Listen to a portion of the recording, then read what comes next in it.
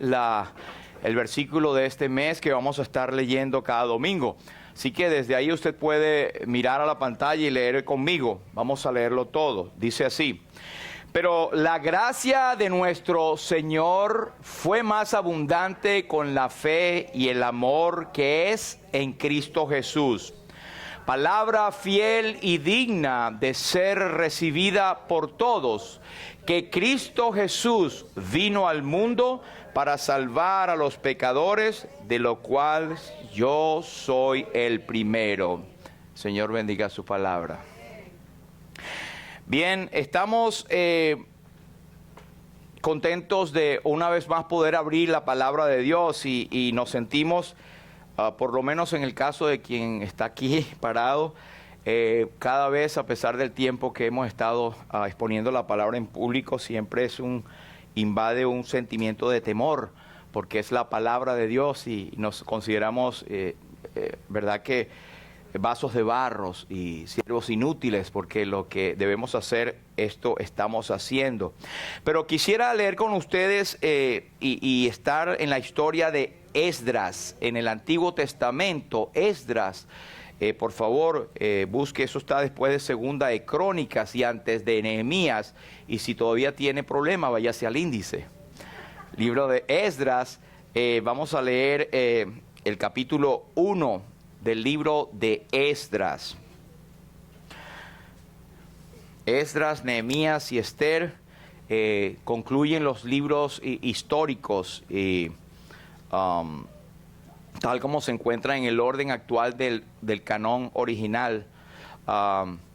Dice así la palabra de Dios, Esdras capítulo 1, desde el versículo 1, dice así: en el primer año de Ciro, rey de Persia, para que se cumpliese la palabra de Jehová por boca de Jeremías, despertó Jehová el espíritu de Ciro, rey de Persia, el cual hizo pregonar de palabra y también por escrito por todo su reino, diciendo: así ha dicho Ciro, rey de Persia: Jehová, el Dios de los cielos, me ha dado todos los reinos de la tierra y me ha mandado que le edifique casa en Jerusalén, que está en Judá.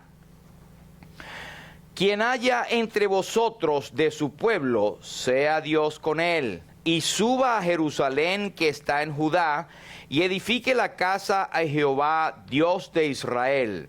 Él es el Dios, la cual está en Jerusalén.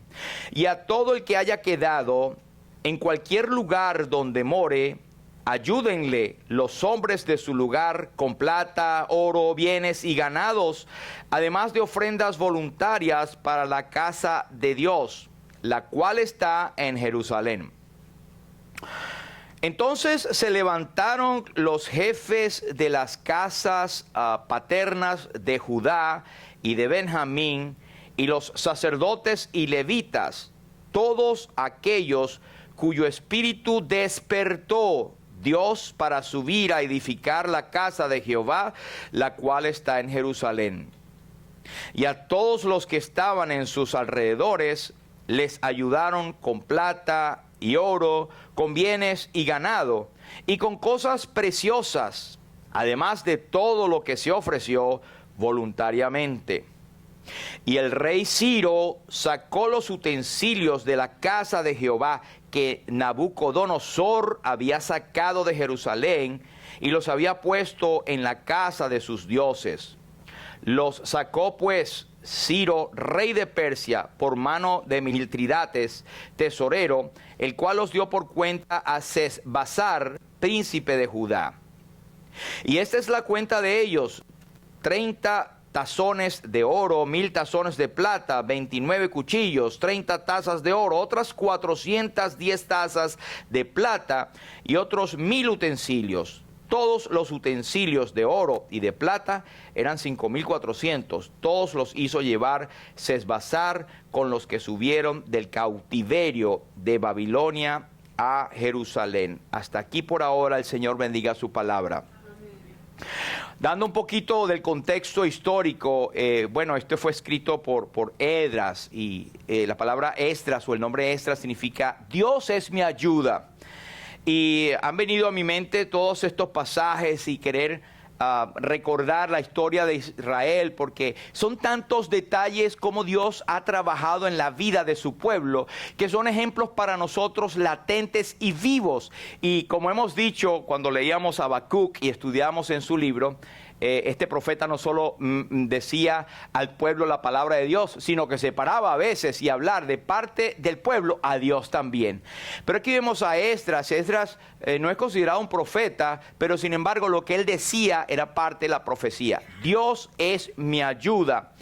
Y fíjense que este libro, aunque el nombre de Esdras empieza a partir del capítulo 7, es considerado por todos los comentarios, inclusive por los mismos judíos, que Esdras fue el autor de Esdras y de Nehemías también. Él era un escriba, ¿verdad?, que había sido escogido por Dios. ¿Y sabe cuál es la clave por la cual Esdras en los tiempos de cautividad fue escogido por Dios? No fue de la noche a la mañana que estaba por ahí viendo para el cielo y Dios le dijo, ven acá. Vamos para que me hagas esto y escribas y saques a mi pueblo de la cautividad. De hecho, ahorita vamos a hablar de la cautividad y las deportaciones y los 3 retornos de Israel, bien breve. No quiero abundar en detalles, pero esto es la historia de Israel. Pero la clave está, vean el versículo 10 del capítulo 7 de este libro, 7 y 10 de Esdras. ¿Por qué fue escogido Esdras para esta labor que vamos a estar comentando? Porque Esdras había preparado su corazón para inquirir la ley de Jehová, para cumplirla y para enseñar en Israel sus estatutos y decretos. Así que Dios está siempre preparando a hombres y usted para hacer la obra. Dios nos llama a los preparados, tanto que Él llama y los prepara. Pero hay una condición inicial. Nosotros debemos preparar nuestros corazones siempre para recibir palabra del Señor. Fíjense que Él lo había preparado, no se dice en cuánto tiempo, pero dice, Esdras había preparado su corazón. Y hay varias cosas que él hizo. ¿Por qué lo preparó? Para inquirir. Esta palabra inquirir es para averiguar, para investigar, para sumergirse en la ley del Señor. No era nada más leer la palabra en la mañanita y salir a sus labores. Era que él estaba indagando. Señor, ¿qué me tienes en esta parte para mí? Y esto es algo que nos enseña a nosotros. Vamos a hacer y queremos ser utilizados para la gloria de Dios. Pero a veces no sabemos tal vez ni siquiera un versículo, ni siquiera Juan 13 y 16. Lo que estoy diciendo, hermano, es que debemos inquirir, debemos tal vez también atesorar en nuestros corazones, aprendernos la palabra de Dios de memoria, si es necesaria. Versículos claves, versículos que nos hablen. Y esto ha traído bendición a personas que no tienen ningún medio de buscar la palabra de Dios y viene esta en forma de memoria en sus corazones. Como a Timoteo, él desde la niñez había sabido o había sido enseñado en las Sagradas Escrituras, las cuales le hicieron sabio para la salvación que es en Cristo Jesús. Pero mire lo que a Esdras le pasó.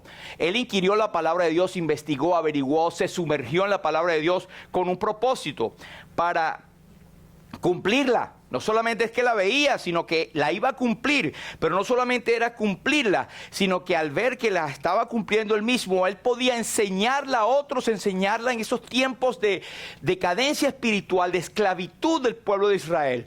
Dios tiene un propósito para con él, pero este propósito de Dios fue desarrollado en hombres y mujeres, podemos decir, que preparan su corazón. Así que la exhortación es para nosotros es inquirir en la ley del Señor. Hoy equivalente sería inquirir en la palabra de Dios. Tenemos la palabra profética más segura. Tenemos toda la Biblia ya. Ellos tenían solamente porciones y revelaciones que Dios traía. Qué privilegio tenemos nosotros de tener la palabra de Dios, la Escritura, que solamente por ellas y solo por ellas podemos ver y alcanzar y ver la gracia de Dios y ver lo que Dios tiene para nosotros. Hay otra cosa que quiero hacer notar, es que Él fue el que guió este segundo regreso a Persia. ¿Quién fue el primero? Pues veamos capítulo 2. y el versículo 1 dice: estos son los hijos de la provincia que subieron del cautiverio de aquellos que Nabucodonosor, rey de Babilonia, había llevado cautivo a Babilonia, y que volvieron a Jerusalén y a Judá, cada uno a su ciudad, los cuales vinieron con Zorobabel, Jesúas, Nehemías y otros. ¿Quién era Zorobabel? Bueno, Zorobabel se cree que es el mismo del versículo 8 de este capítulo 1. Dice: lo sacó pues Ciro, rey de Persia, por mano de Mitrídates, tesorero, el cual los dio por cuenta a Sesbazar, príncipe de Judá. Se cree que es el mismo, pero este hombre Zorobabel era descendiente del rey David, del linaje real. Por lo tanto, es un ascendiente de Jesús. Entonces era el primero que trajo la cautividad, o que hizo, o que ayudó a el pueblo de Israel a subir nuevamente a Judá.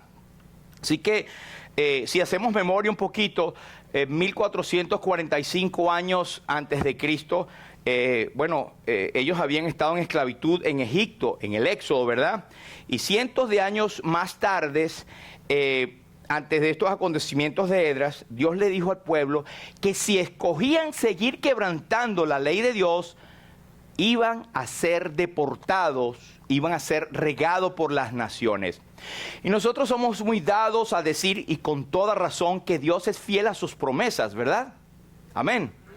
Pero también a las promesas del castigo y de disciplina. Muchas veces no nos metemos con eso. Pero Dios le dijo a Israel que si ellos seguían en desobediencia a seguir los dioses ajenos de las naciones en las cuales ellos estaban alrededor, viviendo con ellos, Dios iba a traer con ellos desolación y deportación, y eso ocurrió.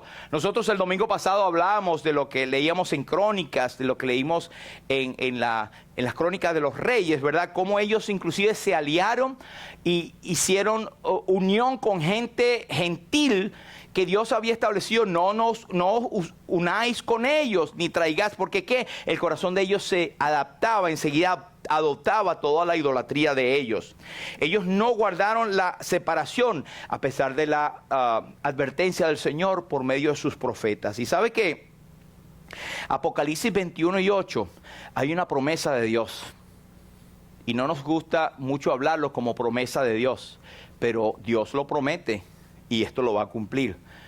Para el día de hoy, y esto es algo que nos dice: pero los cobardes e incrédulos, los abominables y homicidas, los fornicarios y hechiceros, los idólatras y todos los mentirosos tendrán su parte en el lago que arde con fuego y azufre, que es la muerte segunda. Dios va a cumplir su promesa. Por eso es que nosotros, como creyentes en Cristo, tenemos la responsabilidad de alumbrar al mundo y decir: el juicio viene pronto, hay castigo por el pecado, creed y arrepentíos del pecado. El viernes estábamos hablando en nuestro estudio discipulado abierto acá de las cosas que están en el mundo, que están ocurriendo.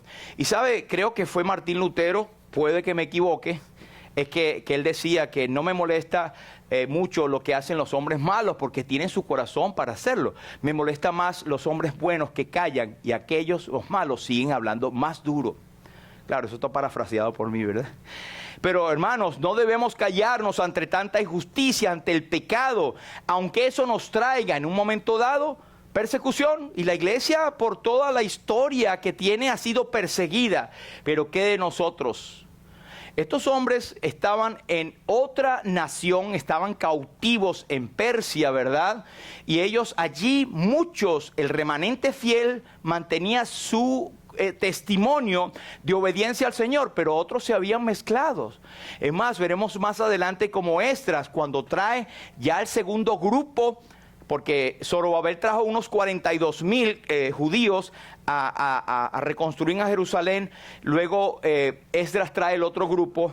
Hubo un momento en que los sacerdotes y la gente del pueblo empezaron a tomar mujeres y gente gentil alrededor para para juntarse, para casarse con ellos. Y eso fue un momento de exhortación tremenda. Ellos lloraron por el pecado y al final tuvieron que separarse y hacer que los que se habían casado con sus hijos se separaran. Fue una cosa bastante triste, que es extraño nosotros verlas hoy en día. Pero lo que Dios había dicho, y ellos habían desobedecido para que no viniera otro castigo del pueblo. Pero en el 722 a.C., los sirios deportaron a las 10 tribus del norte y ahí la dispersaron. Ahí se perdió, digamos, las 10 tribus se perdieron. Cuando en la primera deportación, cerca del ministerio de Jeremías e Isaías, ellos estuvieron dispersos. Eso lo encontramos en 2 Reyes 17. Pero varios siglos después, del 605 al 586, Dios utilizó a los babilónicos para saquear y despoblar a Jerusalén y dejarla prácticamente pelada y en ruinas. Comentaba con Endrina en esta mañana de que al parecer ellos se llevaban, los reyes perversos, a todos los príncipes, a la gente de la sociedad, a la gente pensante, a la gente que podía armar un equipo de gobierno, una teocracia y formar la nación nuevamente. Eso eran lo que se llevaban. Pero se quedaba la gente pobre, la gente del vulgo, la gente del pueblo, la que no hacía nada, ahí se quedaba. Y eso nos hace pensar también como aplicación, que a veces es verdad, como creyentes todos tenemos las luchas, ¿verdad?, que el enemigo va poniendo en nuestro camino. De donde tomamos el versículo, más el Dios de toda gracia, ahí está que cada uno de nosotros tenemos la lucha contra el enemigo. Satanás anda como león rugiente alrededor buscando a quien devorar. Y dice que nosotros debemos estar firmes sabiendo que las mismas aflicciones se van cumpliendo en todos nuestros hermanos en todo el mundo. Pero si tú nunca te sientes tentado, nunca sientes que has sido probado, que estás luchando diariamente, bueno, hay que revisar nuestras vidas. O no somos creyentes o estamos siendo tan complacientes con el pecado que Satanás dice, ese no me importa mucho. Vamos a darle al que está más o menos haciendo más bulla.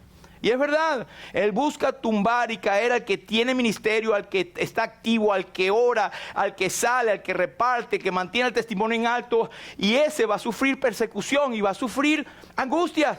Pero el Señor ha prometido estar con nosotros. Él está con nosotros todos los días hasta el fin del mundo. Y Él no tienta a nadie, ni Él puede ser tentado por el mal. Pero cada uno es tentado cuando de su propia concupiscencia es atraído y seducido. O sea, la naturaleza está en nosotros. A veces decimos en forma de broma que todo se lo achacamos a Satanás. Bueno, tenemos los tres enemigos, el mundo, la carne y Satanás. No, Satanás que me tiene. Y Satanás, si pudiera hablar, dijera, pero ven acá. Porque yo, si estoy sentadito al otro lado, él está él mismo haciendo su cosa de por dentro. O sea, a veces le echamos la culpa, son cosas que son nuestras, que dejamos y permitimos que vaya creciendo en nuestros corazones. Y siempre me van a oír, y creo que van a oír a cualquier pastor también, hermanos, pero uno de los medios que Dios ha provisto como oasis en este mundo es la iglesia. La iglesia, en su forma más natural, más de doctrina, más hermosa, donde se congregan los santos, allí tiene el Señor y envía bendición y vida eterna. Pero somos tan tercos que no venimos a los cultos por X, por Y. Y si usted deja un paso, tumban una empalizada, las otras empalizadas van a venirse tumbadas más fácilmente. Así que retome su valor y acérquese. No decimos que la iglesia es lo que le va a salvar a usted en cuanto a su ministerio personal, pero le va a ayudar muchísimo, porque es en la iglesia donde el Señor reparte dones y levanta hombres y mujeres, y es el diseño divino. Es verdad, estamos llenos de debilidades, pero ¿quién dijo que la iglesia es el lugar donde están los santicos que no hacen nada? Estamos los santos, es verdad, pero es el lugar donde nosotros podemos ser sanados de nuestras heridas y podemos alimentarnos y crecer para la gloria de Dios. ¿Alguien dice amén? Bien, bueno, debido a que persistió la infidelidad del pueblo de Israel, Dios envió esta disciplina a su pueblo. Y fíjense qué cosa tan, digamos, extraña y que nos pone a pensar que Dios disciplina a su pueblo a través de inconversos, a través del mismo mundo. Ahora, fíjense que cuando hubo la deportación, estaba Estos son los tiempos que solapan con Daniel. Ustedes saben que Daniel fue un funcionario que estuvo, bueno, creo que 70 años en la corte de los babilonios. Y precisamente usted recuerda aquel momento cuando estaba aquel rey y estaba emborrachándose y agarrando todas las cosas de la casa de Dios, y apareció aquella escritura en la pared que decía Mene, Mene, Tekel, Uparsin, que quiere decir, pesado has sido en balanza y fuiste hallado falto. Mientras él estaba emborrachándose, en ese momento entró Ciro, ¿verdad? Entraron los persas, porque decía, tu reino ha sido pesado y fuiste hallado falto, así que tu reino será destruido y entregado a los medos y a los persas. Y ahí entró el famoso Ciro. Ciro, 150 años antes, había sido por nombre y apellido, con seña y marca, como dicen, había sido profetizado por el profeta Jeremías, que Ciro vendría y que Ciro iba a ser parte de una profecía de Dios. Ahorita vamos a hablar de Ciro, pero Ciro fue un hombre inconverso, que Dios lo usó para su propósito. Así que a pesar de que el pueblo de Israel había caído en aquella infidelidad y habían sido llevados cautivos, Dios utilizó, usted dirá, si estuviera en ese tiempo, pero ahora, ay, ¿quién podrá defendernos, verdad? Si estamos con estos reyes que son fieros, que tienen todo el poderío y nosotros no tenemos armas, somos esclavos, estamos cautivos, ¿quién nos va a defender? Dios se fue directamente al rey y había profetizado, ese rey va a ser mi siervo y va a hacer que ustedes salgan de la cautividad. Eso es tremendo, esa es la gracia de Dios. Dios puede usar, es soberano, puede usar a cualquiera. Así que la iglesia, nosotros sabemos que en este tiempo vamos a sufrir persecución. Hay muchas partes del mundo donde la iglesia actualmente está sufriendo persecución. Pero este libro de Esdras comienza con el decreto de Ciro. Un año después que él agarró el coroto, agarró el mandato, ¿verdad? Y alrededor del año 538, fíjense el versículo 1, dice, en el primer año de Ciro, rey de Persia, él dice, para que se cumpliese la palabra de Jehová por boca de Jeremías. Jeremías había dicho que el rey de Persia iba a ser el pastor de Jehová. ¡Wow! Es más, le llamó ungido, después lo citamos allí en Jeremías. Un hombre inconverso, Dios lo utilizó para liberar a su pueblo, no con gente externa que iba a venir a liberar a Israel de la mano de la opresora de los persas, sino el mismo persa iba a su corazón a ser quebrantado y decir, Dios es el Dios.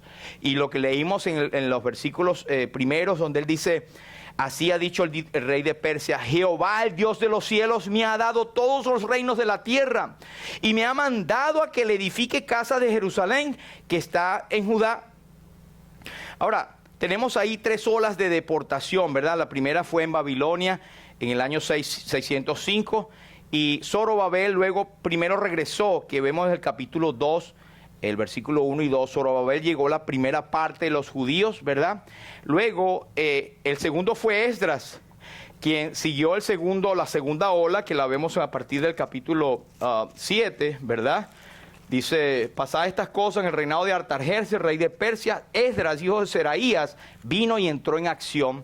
Pero también tenemos en Nehemías, que es el próximo libro, donde él llevó otro remanente para Jerusalén, para reedificarlo. Ahora, yo sé que son muchas cosas, quiero después concluir con algunos puntos, pero lo primero que hizo Zorobabel y que hizo Esdras fue buscar para reedificar los muros, pero fueron las bases del templo. Era el segundo templo que había sido destruido. O sea, cuando él lleva a la gente cautiva, que estaba cautiva y liberada a Jerusalén, lo primero es la adoración. Lo primero es preparar el corazón. Lo primero es buscar, adorar y alabar a Dios. Luego, Nehemías se ocupó ¿de qué? De los muros externos, porque ya el culto estaba establecido. En otras palabras, buscad primeramente el reino de Dios y su justicia, y todas las demás cosas vendrán por añadidura. Yo doy gracias a Dios por el grupo que tenemos, ¿verdad?, de adoración. Pero ellos no son los adoradores. Ellos junto con nosotros estamos yendo a la presencia de Dios, pero ellos tienen una responsabilidad tremenda de guiar al pueblo del Señor. Pero no se asiente solamente a decir, son ellos, si no cantan, no cantan. O sea, y este no es el momento de adoración solamente. La adoración es un estilo de vida y no un momento en la vida.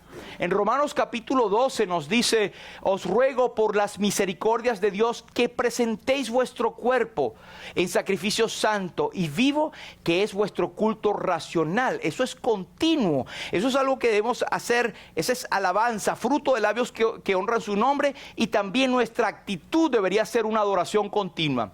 Pero ¿sabe qué? A veces estamos pendientes nada más de los muros alrededor. Estamos de los muros alrededor y no vemos lo interno. ¿Cómo está nuestra adoración al Señor? ¿Cómo está nuestro altar personal?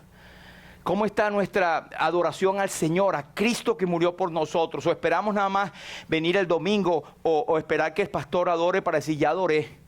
Es algo continuo, es algo que en nuestra vida, si usted tiene una comunión con el Señor, dice que usted va a ser revelada cosas que el Señor quiere para su vida. Mas la comunión íntima del Señor es con los que le temen, y a ellos hará conocer su pacto. Si una exhortación para nosotros es buscar reconstruir nuestros muros de adoración al Señor. Eso es lo que el enemigo siempre anda buscando primeramente, quitar y destruir cualquier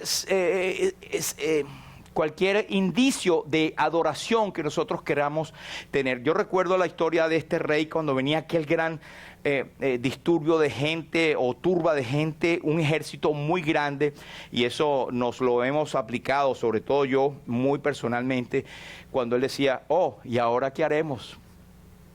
Por medio de el profeta, el Señor le dijo, no tenéis que vosotros hacer nada en este caso, solamente aguarda y ve lo que el Señor hará. ¿Y sabe qué hicieron? Empezaron a adorar, empezaron a clamar, empezaron a gritar a pesar de que estaba una situación de crisis. Y el Señor actuó de una manera milagrosa y poderosa. ¿Usted cree que no lo puede hacer ahora? Me lo digo primeramente yo. Lo puede hacer y lo está haciendo. Amén. Bueno, fue Zorobabel 1, Esdras 2 y luego Nehemías. Ahora, es posible que Daniel, pero muy posible, tuviera que ver con esa inclinación al rey a querer ayudar, porque Daniel estaba en el primer año del rey Ciro, todavía estaba en la corte. Usted lo puede ver ahí en Daniel, ya le digo, Daniel 6 y 28, dice, y este Daniel prosperó durante el reinado de Darío y durante el reinado de Ciro el persa. Él ayudó, y muy posiblemente dice, y Josefo, el historiador bíblico, dice que Daniel le leía esta profecía a Ciro. Le dice, mira, tú eres este hombre, Ciro. Dios escribió hace 150 años por el profeta Jeremías de que tú eres el rey que él escogió para reedificar a Jerusalén. Tipo, yo no sé qué se timbraría. Yo, sí, hasta tu nombre está. Qué maravilloso eso. Pero Daniel por seguro tuvo que ver mucho eso. Así que hay hombres de Dios en todo estrato de la sociedad que están intercediendo a favor del pueblo. Usted no sabe ahora, pero en su país, en mi país, en los Estados Unidos, que es nuestro país, están hombres y mujeres de Dios que están intercediendo, pero nosotros debemos clamar día y noche por los que están en eminencia, por los hombres, los reyes y todo, para que nosotros vivamos quietos y reposadamente en este siglo. Y por todos los hombres, para que sepamos que Dios quiere que todos los hombres sean salvos y vengan al conocimiento de la verdad. Amén. Ahora, dicho esto, quiero hablarles de el toque de Dios. Fíjense en el capítulo 1 y versículo 1, y ya cuando yo aparezco con números, ya estamos por terminar, ¿verdad? Dice en el versículo 1, en el primer año del rey Ciro de Persia, para que se cumpliese la palabra de Jehová por boca de Jeremías, despertó Jehová el espíritu de Ciro, rey de Persia, el cual hizo pregonar la palabra y también por escrito, etcétera. Esto, si usted lee en Isaías 45 y 5, se nos dice, así dice Jehová a su ungido a Ciro, el cual tomé yo por mano derecha para sujetar naciones delante de él y desatar lomos de reyes, para abrir delante de él puertas, y las puertas no se cerrarán. Por amor de mi siervo Jacob y de Israel mi escogido. O sea que la elección de Ciro no tiene nada que ver con él. Es por amor del Señor. Y esto nos recuerda a nosotros. Sabes que tú y yo somos escogidos. Hemos sido electos o elegidos desde antes de la fundación del mundo. Pero no te apures, no es por nosotros, no es por ti, es por su amor, por su gracia, por su buena voluntad. Todo es de Él y para Él. Así que debemos humillarnos y decir gracias, Señor, porque me elegiste, me escogiste sin que haya nada de mí. Por eso es que dice Efesios, por gracia sois salvos por medio de la fe, y esto no de vosotros. No por obras, porque esto es don de Dios, no por obras para que nadie se gloríe. Vemos cómo el Evangelio está impregnado en todas las páginas del Antiguo Testamento también. Pero cuando Ciro se les dice que tiene que actuar y liberar, él inmediatamente obedeció. Pero ¿sabe qué? Para mí, Ciro, aunque aplicó y ejerció fe y obedeció a Dios, yo no creo que Ciro ni siquiera hubiese sido salvo. No lo sé, no estoy juzgando, pero por lo que vemos, porque él no fue directamente a reedificar. Él mandó a todo el mundo, vayan para allá, lleven lo que necesitan. Dios me mandó a reedificar casa para él, pero vayan, háganlo. Eso me da a mí la impresión de que él fue un instrumento que Dios utilizó, un gentil, un tipo que no tenía a Dios, simplemente fue escogido porque la palabra de Dios vino a él y le transformó para hacer un propósito. Como dije antes, los inconversos hoy en día sirven a la iglesia de Dios. La ira del hombre te alabará. Cuando todos la hazaña fratricida que se levantó para matar al Señor Jesús, ellos pensaron, matamos al Señor Jesús. No, él fue entregado por predeterminado conocimiento de Dios, pero el hombre en su ira obró la justicia de Dios. Así que muchas veces vemos cosas que ocurren y no sabemos qué pasa. Por eso es que Romanos nos dicen que todas las cosas ayudan a bien, esto es, a los que conforme a su propósito son llamados. O sea que Dios está trabajando en nuestra vida de una manera maravillosa y misteriosa. Lo que nos queda es decir, Señor, no por qué, Señor, ¿para qué? ¿Cuál es tu propósito? Yo me voy a aprenderlo rápido para salir de este embrollo. Pero nosotros no hemos sido liberados de la esclavitud como Israel cuando estaba en Babilonia o en Persia, ¿verdad? Para estar sentaditos, hemos sido liberados para reconstruir, para edificar, para ser testimonio entre las naciones. Pero Ciro no hizo nada. Lo que hizo fue, bueno, vayan, los libero, vaya para allá, y hizo el edicto, ¿verdad? Que después vino, no es el momento de decirlo ahora, pero vino mucha oposición de los samaritanos y gente que estaba mezclada, que intentaron parar la obra de Dios. Y tuvo que el decreto de Ciro volver a ser sacado por Darío para ver, mira, es verdad la cosa, vayan y háganlo. Pero se paró por un tiempo, porque el enemigo quiere estorbar todo el tiempo la obra de Dios. Mire, se dice de Ciro que él no conocía a Dios ni cómo servirle, pero Dios conocía a Ciro y sabía cómo servirse de él. Dios sí conocía a Ciro. Y sabe que en la profecía dice, por amor a mi siervo, te llamé por tu nombre, te puso el nombre, aunque no me conociste. Yo te enseñaré, aunque tú no me conociste. Yo creo que Ciro no llegó a ser salvo, creo yo, porque fue utilizado para un propósito de Dios en ese momento. Y él no conoció a Dios, pero fue un instrumento de Dios. Amén. Así que esto nos sirve para no desanimarnos y ver que Dios actúa aún por los medios más inusitados, los medios más increíbles, más inimaginados. Dios va a hacer su voluntad a través de quien sea. Y si nosotros callamos, ¿saben quién hablar? La piedra. Así que no tenga cara de piedra, hermano. Así que vamos a hablar para la obra de Dios. Ahora, ese es el toque de Dios. La palabra despertó lo encontramos como inquietó, como tocó, como movió. El Espíritu de Dios mueve y toca a las personas, las transforma. Y nosotros hemos sido transformados, somos creyentes porque el Espíritu Santo ha venido sobre nosotros y ha hecho la obra de hacernos convencer del pecado. En el Antiguo Testamento el Espíritu Santo vendía sobre ciertos hombres, hacía su voluntad y se iba. Pero en el Nuevo Testamento, cuando la gracia y la verdad vinieron, la dispensación de la gracia, Cristo murió y resucitó, ahora el Espíritu Santo viene en forma permanente y nos ha sellado. El Espíritu mismo es un sello de pertenencia y de garantía, hermano. Así que tú eres creyente, has oído el Evangelio, el mensaje de salvación y has creído en él. Ha sido sellado con el Espíritu Santo de la promesa, que es las arras de nuestra herencia hasta la redención de la posesión adquirida para alabanza de la gloria de su nombre. ¡Qué tremenda promesa! Tenemos el Espíritu Santo en nosotros y no se va jamás. Ahora, es verdad, a veces le entristecemos, a veces le apagamos, a veces no hacemos la voluntad de Dios y el Espíritu Santo se entristece. ¿Qué es lo que pasa? No perdemos la salvación, pero perdemos poder, perdemos la eficacia en nuestro testimonio, perdemos el gozo de la salvación como David. Tenemos que decir, Señor, perdóname y vuélveme el gozo de la salvación.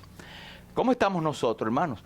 Esto que estamos hablando, y a mí me da temor hablar más de lo que dice la palabra de Dios, pero esto debe ser de reflexión a nosotros. ¿Cómo está nuestra vida de adoración? ¿Cómo estamos inquiriendo en la ley del Señor? ¿Solamente por leerla o por decir que sabemos más que los demás? ¿O nos la estamos aplicando nosotros mismos antes de enseñar a otros? Esto es serio, hermanos. Esto es serio. Nosotros no hemos sido salvos para vivir en cautiverio. El Espíritu mismo da testimonio a nuestro espíritu de que somos hijos de Dios. Hay algo que hacer en nuestras vidas, hermanos. No nada más calentar bancos, bueno, ya no banco, eran sillas. Decir que pertenecemos a una iglesia. Hay cosas activas que hacer, hay que involucrarse en la iglesia, hay que ser evangelista, hay que ir por las calles, predicar el evangelio. Y puedes traerlos también. Siempre tenemos el concepto de que deben traerlo para creer, es verdad, pero la iglesia debe ir para predicar. Pero también hay espacios aquí que deben ser llenos para que la gente oiga la palabra de Dios y la palabra de Dios corra y sea glorificado Dios. Amén. Así que el toque de Dios, Dios te está tocando en esta mañana. Dios nos ha tocado. ¿Qué es lo que te está diciendo? ¿O estás simplemente pensando en otra cosa? Ojalá que ese no sea el caso. Dios ha hecho un toque en tu vida y oro a Dios que Él te inquiete, que Él te toque, que Él te mueva, que Él te constriñe, que Él te lleve a donde el Señor quiere hacer su voluntad. Y si es fuera de lumbrera, amén. No me gustaría, pero el Señor es soberano. Pero en lumbrera hay muchísimo que hacer. Amén. Lo segundo es que el nombre de Dios, muy interesante, que dice el versículo 3. Quien haya entre vosotros de su pueblo, sea Dios con él, y suba a Jerusalén que está en Judá, y edifique la casa de Jehová, Dios de Israel. Él es Dios, el cual está en Jerusalén. Él hace tanto énfasis en decir, Él es el Dios soberano, es el que me ha dado todos los tesoros de la oscuridad, para mostrarlo, para ponerlo al servicio del Señor. El nombre de Dios, el nombre de Dios. Así que esto llama la atención porque está... la palabra del nombre de Jehová está allí, quien haya entre vosotros. Ahora, en Joel 2:32, unos 200 años antes de esto, Joel había profetizado en el capítulo 2:32. Y todo aquel que invocar el nombre de Jehová será salvo, porque en el monte de Sión y en Jerusalén habrá salvación, como ha dicho Jehová, y entre el remanente al cual habrá llamado. Esta es una profecía de lo que iba a ocurrir 200 años antes de este acontecimiento. O sea que el pueblo de Israel tenía que ir a Israel porque allí iba a proclamarse la salvación. Pero recordemos que eso era en el antiguo pacto, cuando la gente tenía que ir al templo y está la presencia de Dios y de allí brotaba salvación. Pero venido Cristo, cuando habló con la mujer samaritana, usted recordará, bueno, ya no adorarán aquí, sino que los verdaderos adoradores, el Padre busca que adoren en espíritu y en verdad. y cualquiera que bebiera esta agua volverá a tener sed, pero que bebiera el agua que yo le daré, será en él una fuente que salte para vida eterna. Y después en Mateo 18 y 20, él dice, donde están 2 o 3 congregados en mi nombre, ahí estoy yo en medio de ellos. En otras palabras, la salvación es donde quiera esté un hijo de Dios que puede proclamar la salvación de Dios. Cada iglesia, hermanos, es lo que nosotros conocemos como la casa de Dios. En el Antiguo Testamento era solamente el templo. Ahora nosotros, no es la casa en sí, no es las 4 paredes, es la iglesia que se reúne en este lugar. Esa es la casa de Dios. Pero Romanos 10 y 9, usted sabe de dónde viene esta cita ya de Joel 2 y 32, que si confesares con tu boca que Jesús es el Señor y creyeres en tu corazón que Dios le levantó de los muertos, serás salvo. Porque con el corazón se cree para justicia y con la boca se confiesa para salvación. Jesús es el Señor. Hay bendición en el nombre del Señor. En el nombre de Jesucristo hay bendición, hay poder y vida eterna. Por supuesto, no debe ser usado como una fórmula. En Jesús eso va a curarse. Sino el respaldo de lo que tú tienes de hacer la voluntad de Dios. Asaf decía, para que lo sepa de la generación venidera y los hijos que nacerán y los que se levantarán lo cuenten a sus hijos, a fin de que pongan en Dios su confianza y no se olviden de las obras de Dios, que guarden sus mandamientos. Mi pregunta es, ¿cómo estamos nosotros influenciando nuestras familias? ¿Estamos pasando el nombre de Dios a generaciones? La vez pasada decíamos que la iglesia está a una generación solamente de perder totalmente el conocimiento de Dios. Si nosotros no pasamos esto a generaciones, no hacemos lo nuestro para proclamar el evangelio, para hacer conocer el nombre de Dios, en una generación se pierde el conocimiento completo de Dios. En la provincia de Dios eso no ha ocurrido, pero pasemos esto de generación en generación a nuestros hijos. Es hermoso cuando vemos familias acá, cuando están los niños, cuando están los jóvenes que están siendo influenciados, están siendo permeados por la palabra del Señor. Es nuestro andar y hablar del nombre de Jesús en todo momento. Hablábamos también estos domingos acerca de lo que dice Santiago. Si Dios quiere, hacemos esto y aquello. Tener el nombre del Señor en cada detalle que nosotros hagamos. Que todos digamos que estamos en la voluntad del Señor. Así que el nombre de Dios. Somos salvos por el nombre de Cristo. Debemos proclamar el nombre del Señor. Y eso es lo que Ciro tenía en su corazón, aún sin ser salvo, de que el pueblo de Israel vaya y cumpla la voluntad de Dios de proclamar el nombre de Dios. El tercero es el orden de Dios. Todo tuvo un orden. Fíjese lo que dice el capítulo 3. Dice, cuando llegó el mes séptimo y estando los hijos de Israel ya establecidos en las ciudades, se juntó el pueblo como un solo hombre. Se levantaron estos fulanitos y edificaron el altar de Dios de Israel como estaba escrito. Primera de Corintios nos dice, pero hágase todo decentemente y con orden. Dios tiene un orden para cada cosa, pero el orden que vemos acá es primero tu corazón. ¿Cómo está tu corazón? Si hay alguno que no tiene a Cristo aquí, olvídese de estar buscando la voluntad de Dios para su vida. La voluntad de Dios para su vida es que crea en el Señor Jesucristo, le confiese como Salvador y sea salvo. Eso es lo primerito. Lo demás, vamos juntos a buscar la voluntad del Señor. Pero la voluntad del Señor es que todos los hombres sean salvos. Hay un orden. Y me llama la atención que dice un solo hombre. Se levantaron. Eso nos habla de comunión. Nos habla de... En el mundo hablan de trabajo en equipo. Ellos creen que inventaron la rueda. Todo viene de principios bíblicos. Es mirad cuán bueno y cuán delicioso es habitar los hermanos juntos en armonía, porque allí envía Jehová bendición y vida eterna. Cuando hay comunión, cuando hay armonía, Dios trabaja. El Espíritu Santo se mueve de una manera más fluida. No digamos que no hay diferencias, tal vez doctrinales, no de primer orden, pero debemos todos estar en la misma, una fe, un Señor, un bautismo, un Dios y Padre de todos nosotros. Amén.